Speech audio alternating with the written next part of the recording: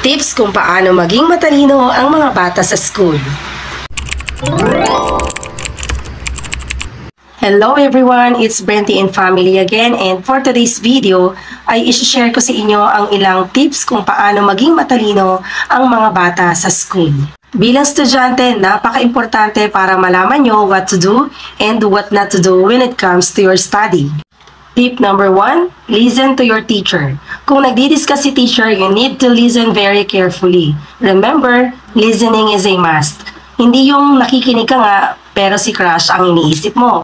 Tips number 2, don't be talkative. Bawasan ang pakikipagkwentuhan sa mga classmates habang nagdi-discuss si teacher. Mag-focus ka sa pakikinig. Tips number 3, always raise your hand. Kung ano ang nasa isip mo habang nagtatanong si teacher, sumagot ka. Huwag kang mahihiya kung mali ang sagot mo. At least, you try. Number 4, take down notes and remember. Minsan, nadidistract tayo habang nakikinig at nagte-take down notes.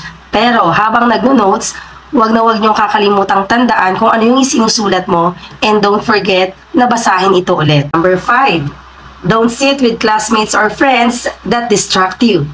Kung alam mo na nadidistract ang pakikinig mo sa discussion because of your seatmates, better find another seat para makapag-focus ka sa pakikinig.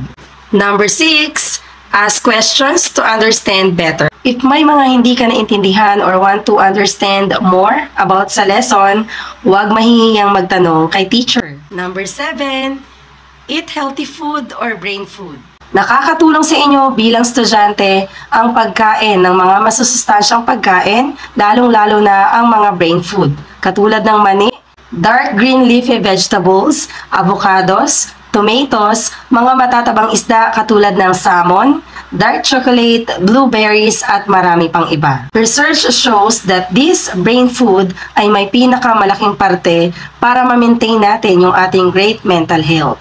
At ang panghuli ay follow up, follow up, follow up. Mag-follow up sa bahay, basahin lahat ng notes na meron ka, hindi yung panay cellphone ang hawak mo at panay laro ng mga online games. Gawing habit ang pag-aaral sa bahay para hindi makalimutan ang mga lessons na pinag-aralan sa school. Bawasan din ang pagpupuyat at matulog sa tamang oras. Okay, yan lang at sana'y may napulot kayong mga tips para maging magaling kayo sa school.